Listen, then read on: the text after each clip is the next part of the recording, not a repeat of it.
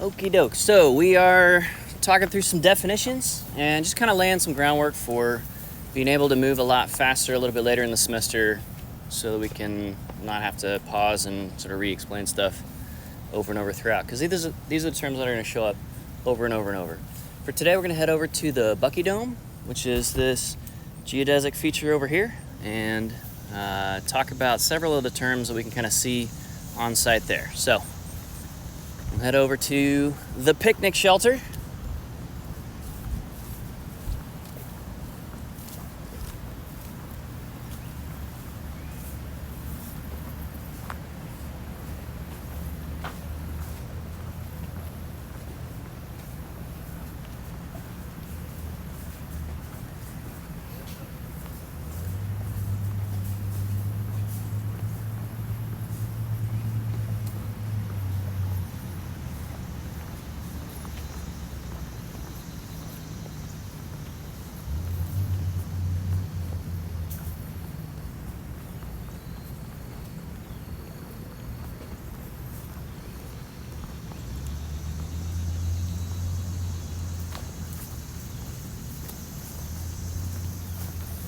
All right, so the Bucky Dome is a facility. It is a part of the built and designed environment.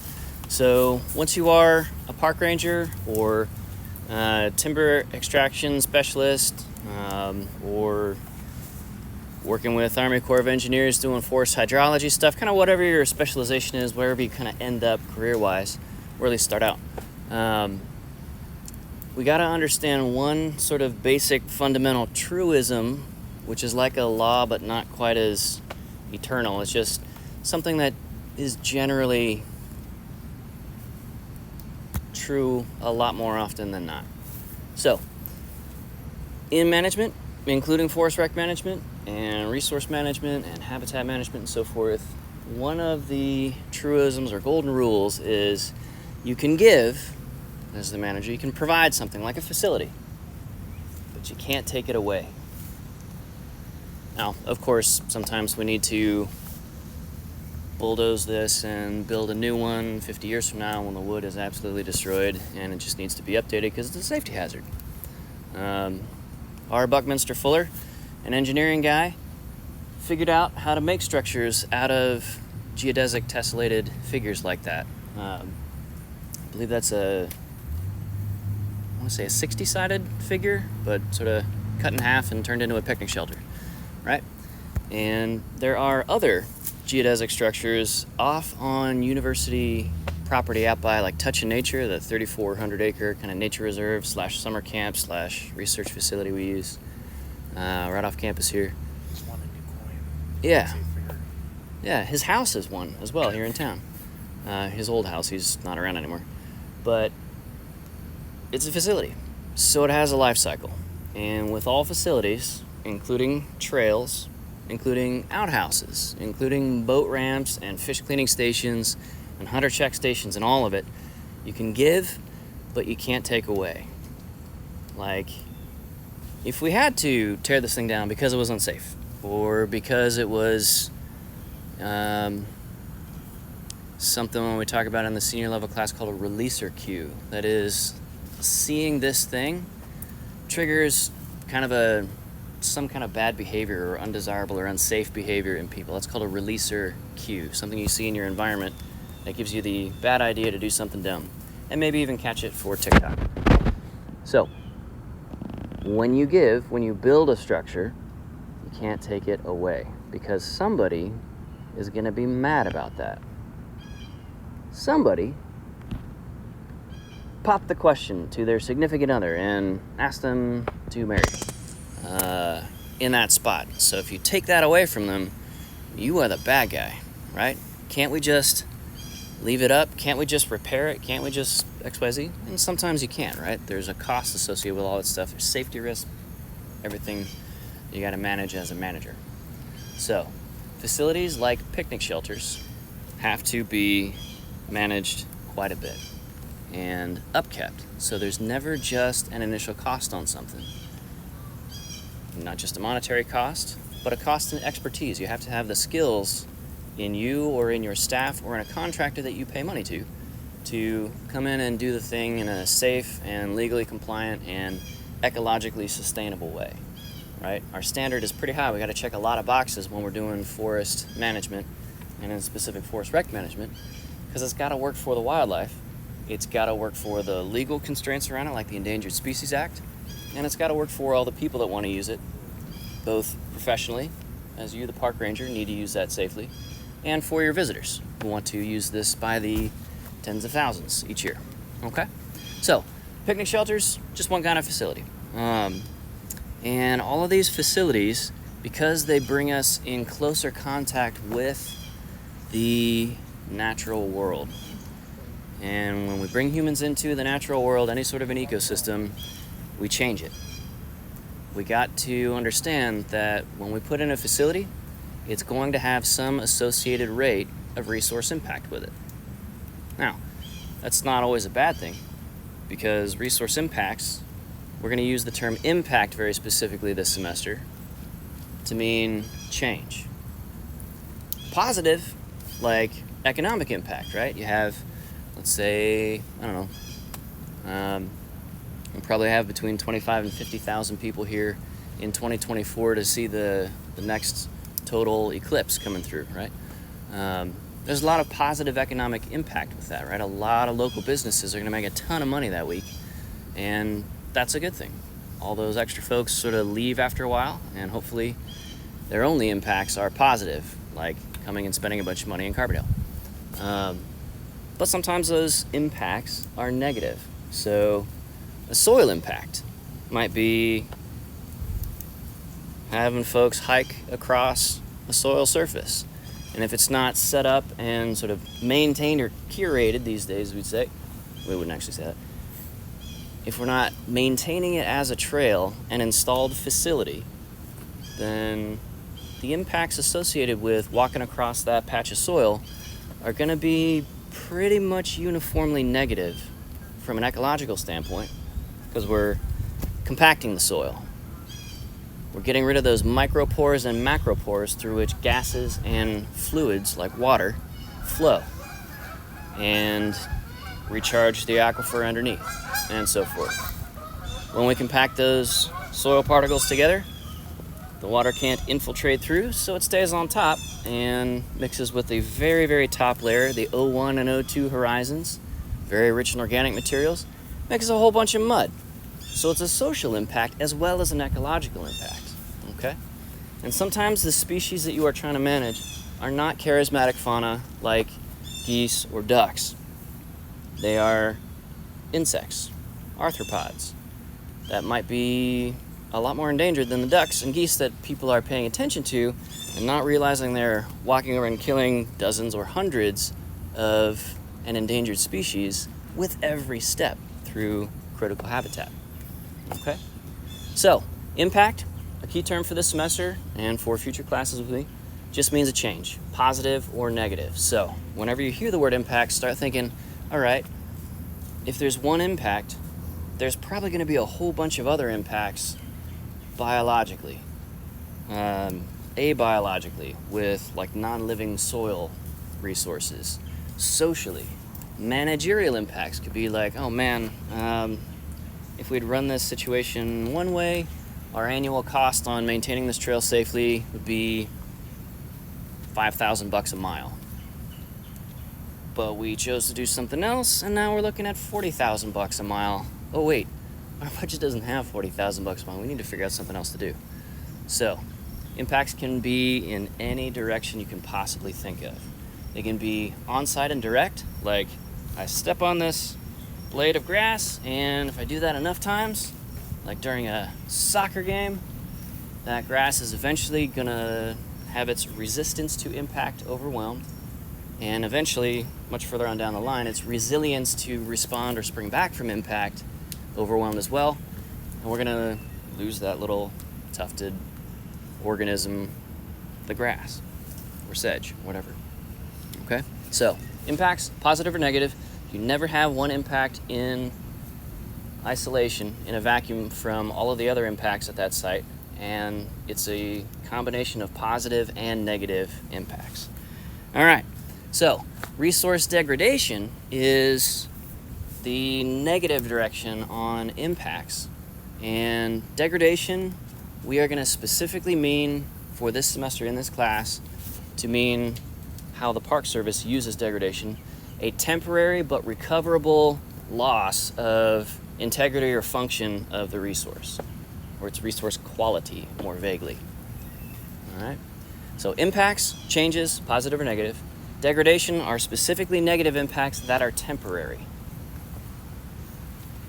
A resource impairment, on the other hand, and again, your resource might be an experience as much as it is a tree or a pond or lake. Okay?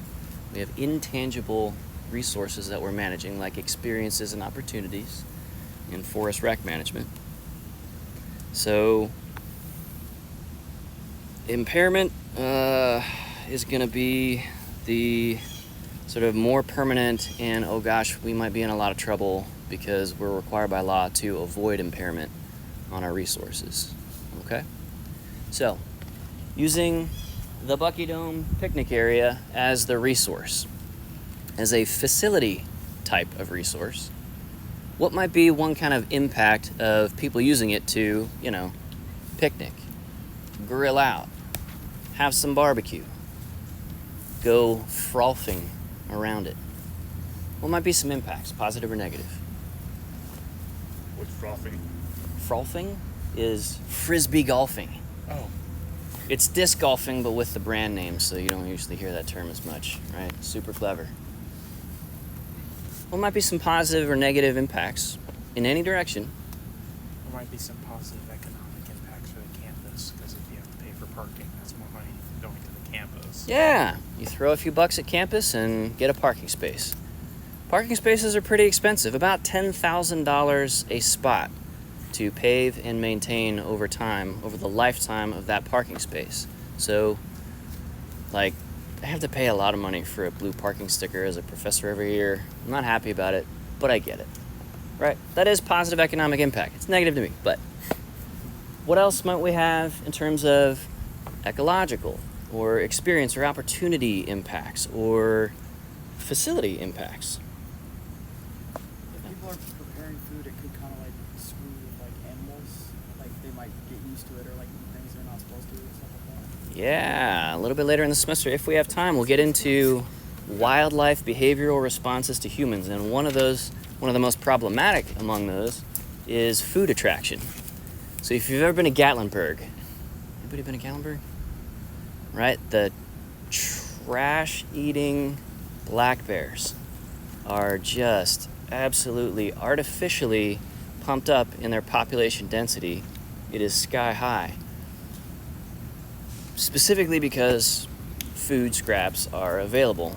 And so places like Gatlinburg have to be absolutely just total Nazis about literally chaining up, locking up everybody's garbage cans and dumpsters.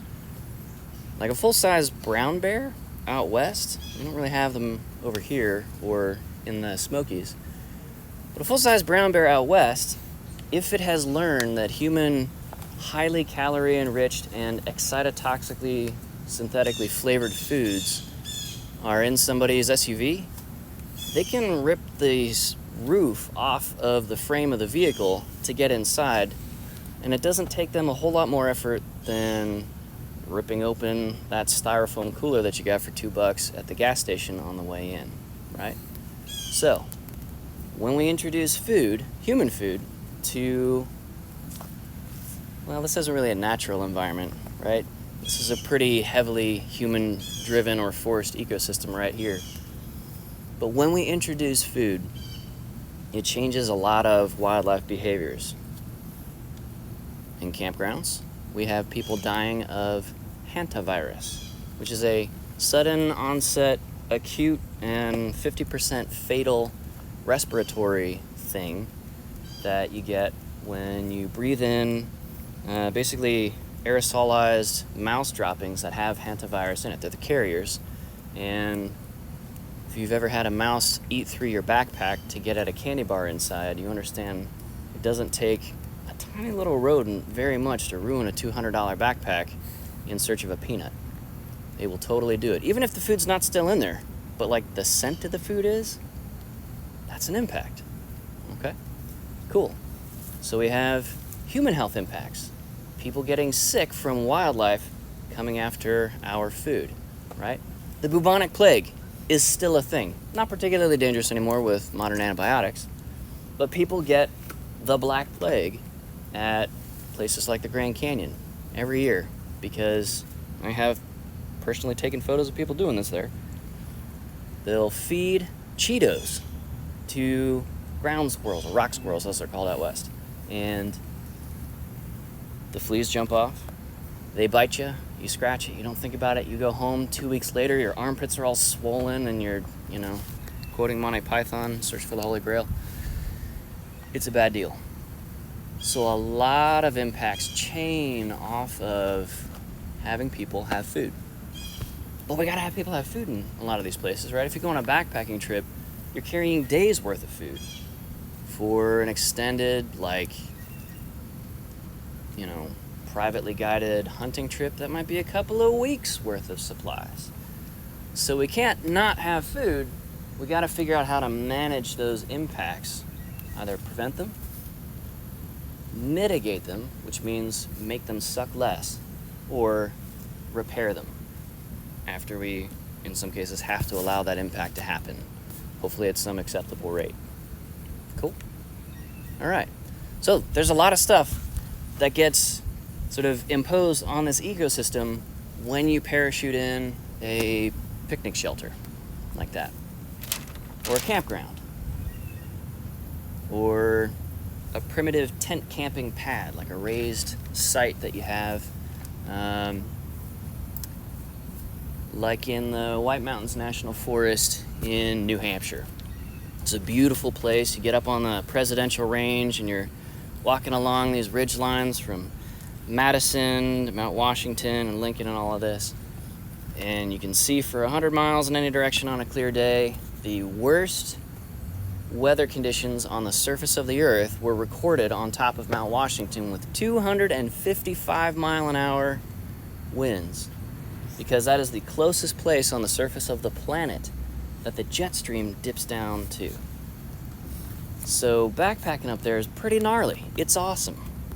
Highly recommend during the summer season. And well supported and informed and trained and equipped. Really cool. It's about a 22-mile long hike from one end of the Prezzies to the other. You go from peak to saddle point to peak to saddle point, and it's amazing. It's amazing. One of the access trails up to that is one of the most dangerous section of trails. It's called Tuckerman's Ravine, and more people get injured and killed there than any other. I think it's only a couple of miles long, 2-3 miles long section of trail than anywhere else in the United States. So, pretty cool. Lots of impacts can happen above tree line because you don't have a forest helping to generate soil above tree line, right? The climate conditions, the weather system and seasons are not conducive to tree-like organisms, making it above the crumb holes zone, or shitty little dwarf trees that are just barely hanging on for dear life. It might be 200 years old and waist high because they get like this tiny little growing season and they're looking for nutrients on soil that can be a couple of millimeters thick total, right? It's a hard knock life for trees in the crumb hole zone. And you're hiking up above that in White Mountains National Forest. So when you're hiking above tree line, if you go off the trail and you step on what just looks like a little sort of flat patch of sand, that little flat patch of sand could take 5,000 to 10,000 years to develop out of the granite underlying that spot. Granite erodes very, very slowly. Granite soils, we call them sand, you may have heard of it. Our beaches on our coasts are made of sand derived from granite and granitic basalt type rock species. So that quick step through there and maybe slipping with your pack because it's often rainy up there and you might have 50 or 60 mile an hour winds is a pretty good day up there.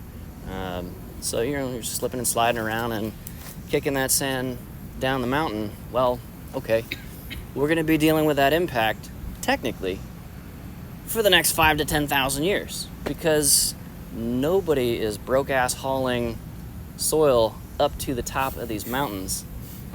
Like, that's literally a Sisyphean task, for those of you who are students of Greek legendary and lore.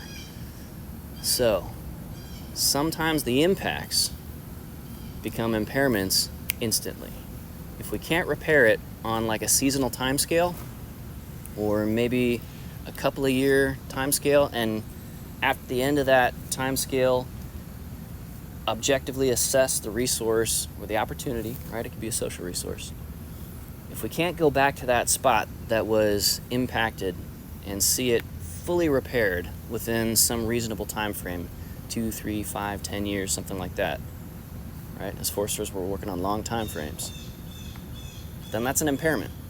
And organizations like the United States National Park Service get in a lot of trouble if they are shown to be allowing any impairments to happen.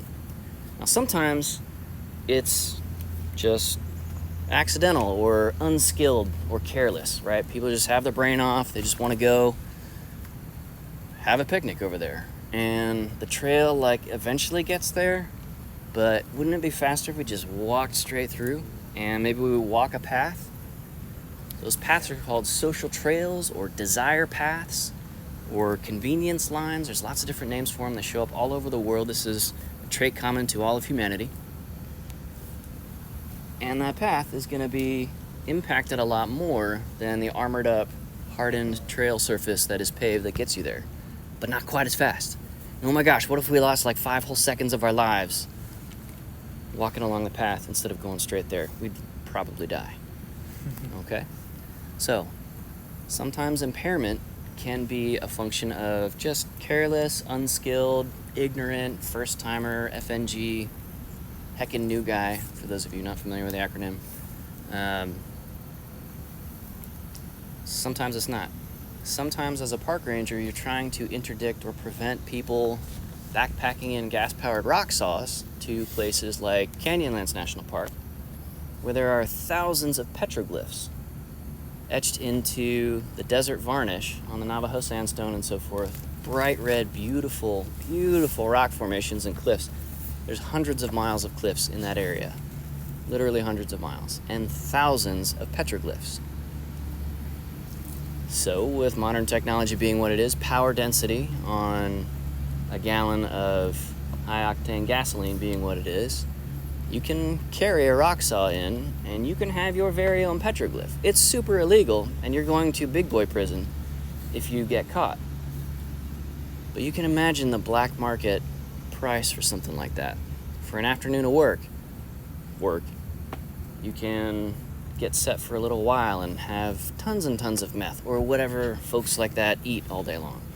Okay? So, sometimes those impairments, because there's no replacing that petroglyph, there's no fixing that rock face. It's just damaged permanently forever until the heat death of the universe, or that entire area gets eroded away millions of years from now, right? So, if it's functionally a permanent change, if it's an unerasable change, that's an impairment, and that is super bad. Because the National Park Service and other organizations like it, they're oriented to preservation, keeping things in the absolute highest quality, integrity, structure, and function as possible. That's preservation. Conservation is the greatest good for the most humans for the longest period of time. They are not the same philosophy. Make sense? Cool. All right. I know in some of your other forestry classes you talk about the conservation versus preservation thing, but if this is one of your first classes here at SIU, this is something that's going to drive a whole lot of decisions one way or the other. They are not the same thing. Conservation versus preservation. So there's a lot of history of that. We'll get into that later. All right. So that is impact, degradation, and impairment. 3 terms. Next up, let's take a look at a specific kind of impairment called vandalism.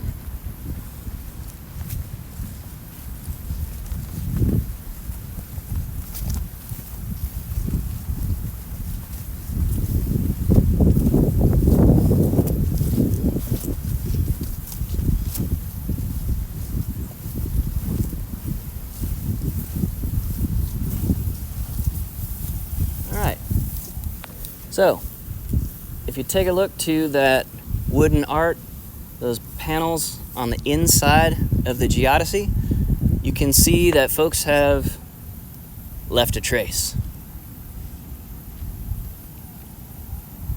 That's vandalism.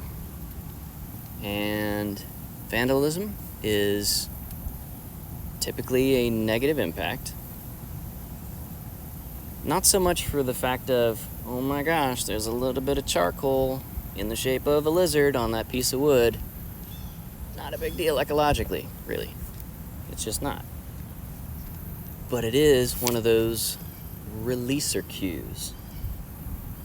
As it turns out, when you study people, when you get head to toe in a ghillie suit and you're in a blind, but you're not watching deer or ducks, you're watching human beings, the presence of, you'll see that in that research, the presence of one piece of graffiti leads to the presence of lots of graffiti over time. Okay? So if you've ever seen somebody's initials carved into the top of a wooden picnic table, Yes. yeah, okay, that's a thing. That's a releaser cue. So the issue here isn't so much the first one, it's the 10,000 after the first one that show up. Okay? Now, that's kind of the opposite of a lot of ecological impacts. So when we walk on grass, say if we were all walking single file through this area and all trampling the exact same blades of grass, you know, that impact's going to happen with the first 1,000 people walking through, not the last 1 million.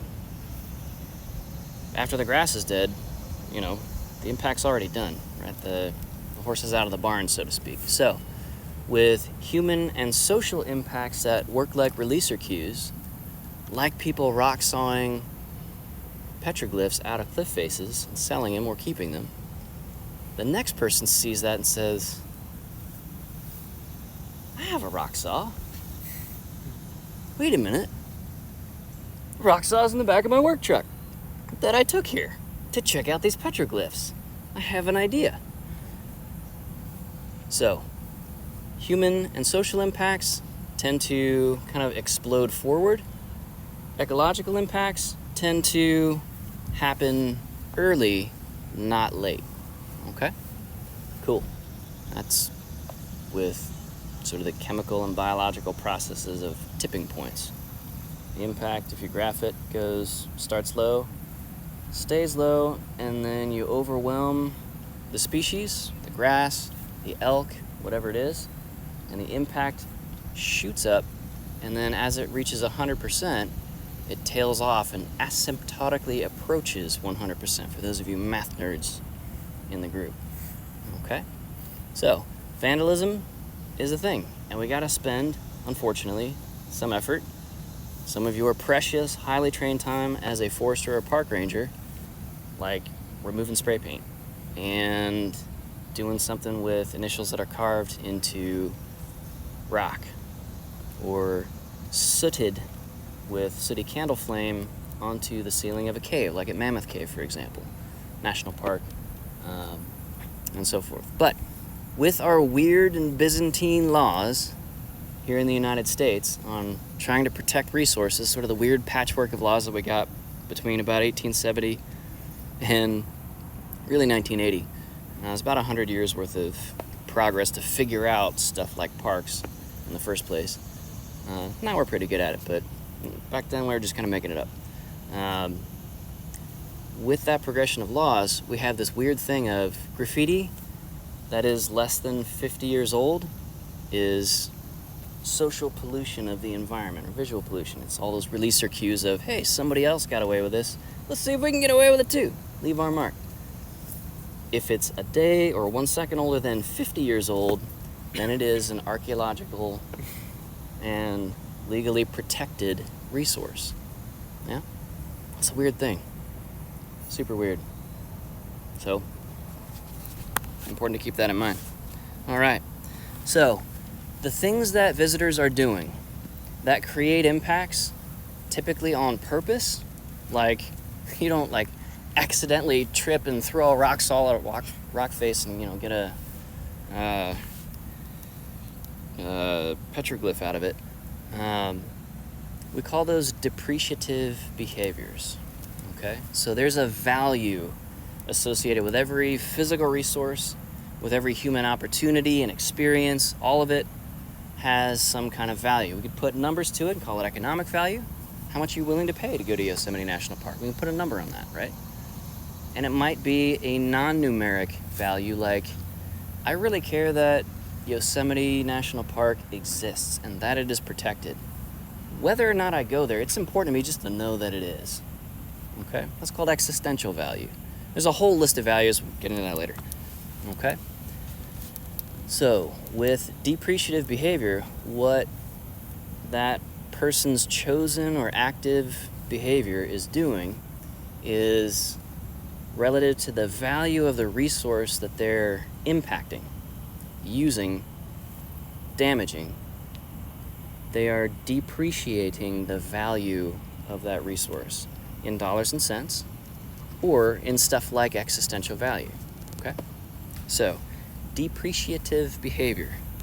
Those of you who are spelling impaired, that is this word here, depreciative. D-E-P-R-E-C-I-A-T-I-V-E.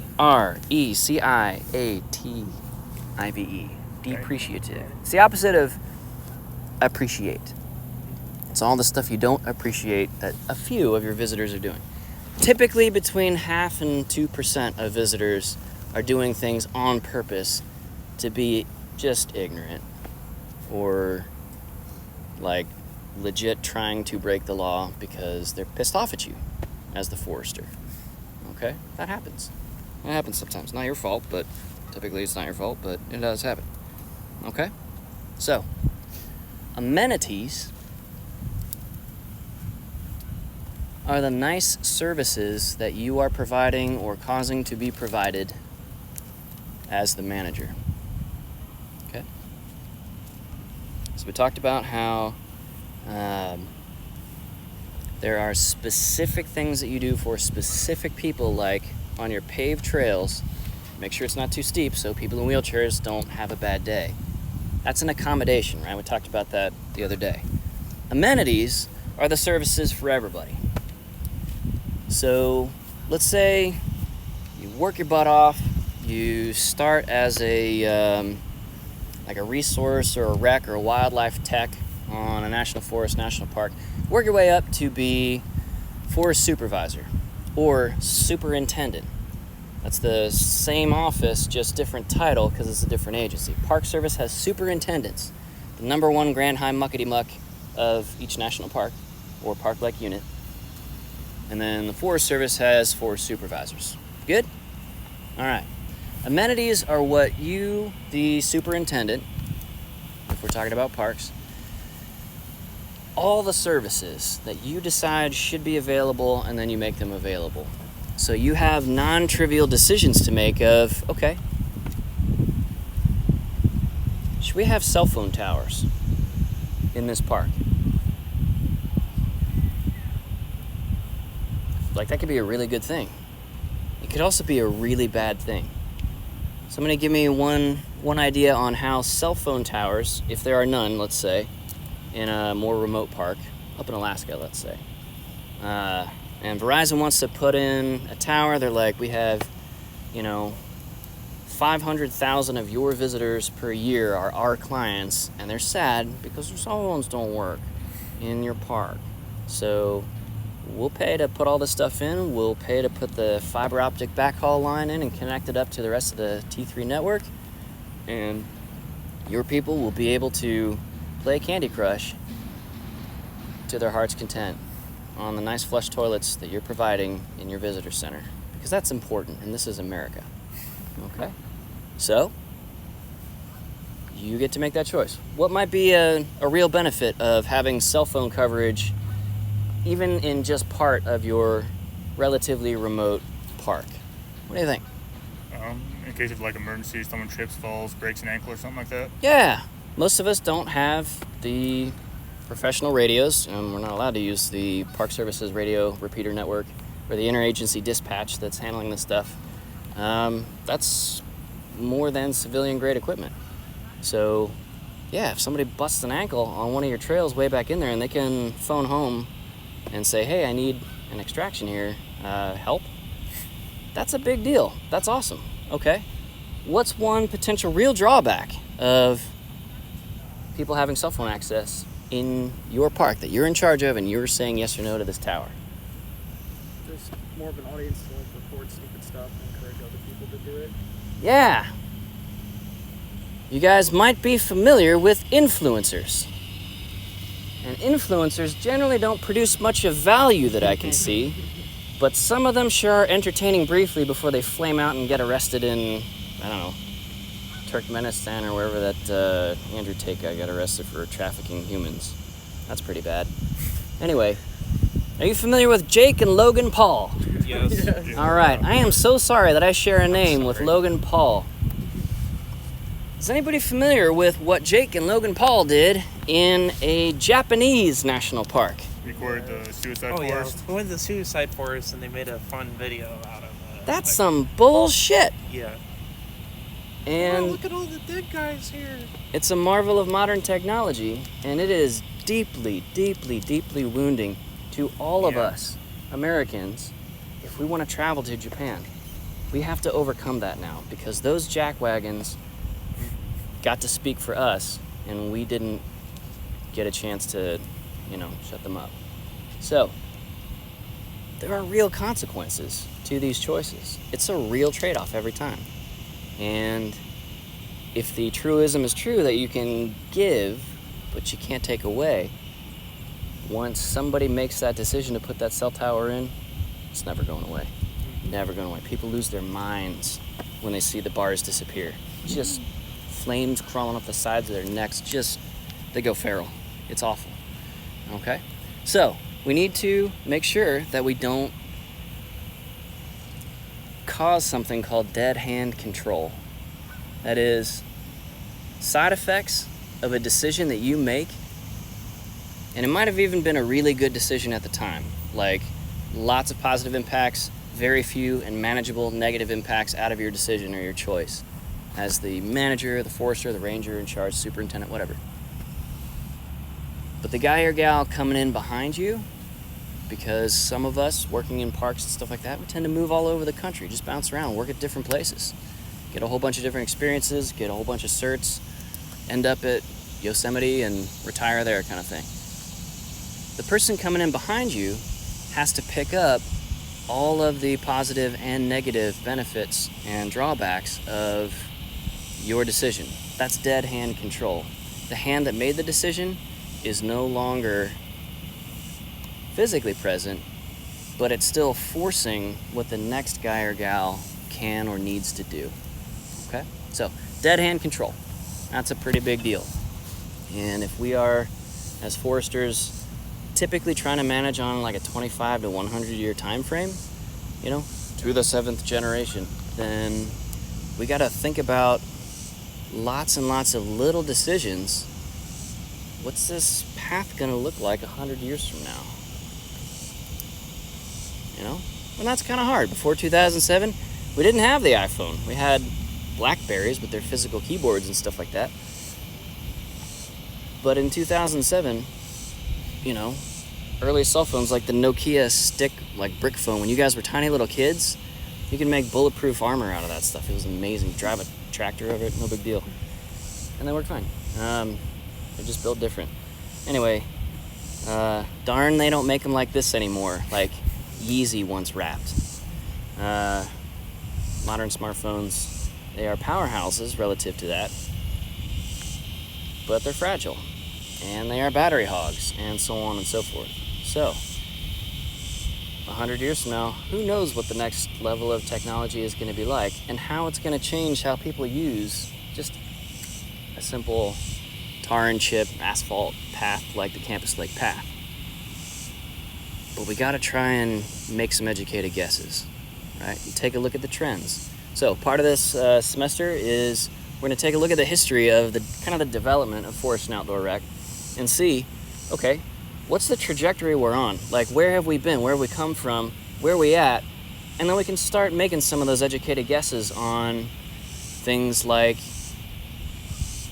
how many more people are going to be using Campus Lake Path or Yosemite National Park or the entire National Scenic Trails system, like the Appalachian Trail, the Continental Divide Trail, and the Pacific Crest Trail, right? How many people started with that? How many people used it last year?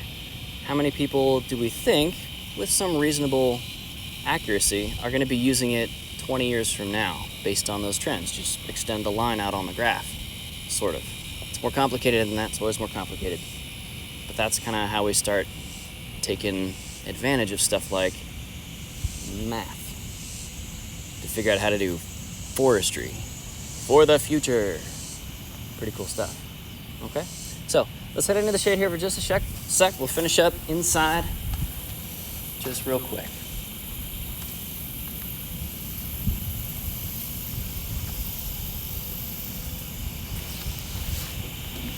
All right. So to kind of wrap up and tie together what we've been talking about today with impacts, impairments, and so forth, take a look at the nearest picnic table to you.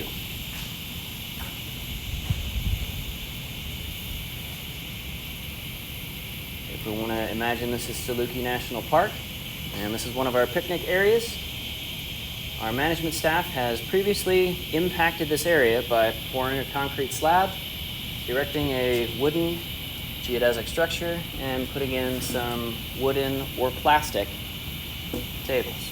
So, what are some of the impacts out of that choice? What are some of the impacts, good and bad, of people using this facility? And really this opportunity that the facility is providing access to. Picnicking, barbecuing, stuff like that. What are some of the impacts of that management decision? What are some of the impacts of the people using it? Look around. It's gonna be a good little place for like hornets and yellow jackets build like their nest up underneath there. Yeah. Potentially dangerous for visitors or picnickers. Yeah. Most years, we got a bunch of mud dauber nests here. Most year there's a paper wasp nest as well. Okay? That's reasonable to expect. They're endemic to this area. They're just gonna be here. Cool. All right. What else? Good one. Amount of graffiti on the bench.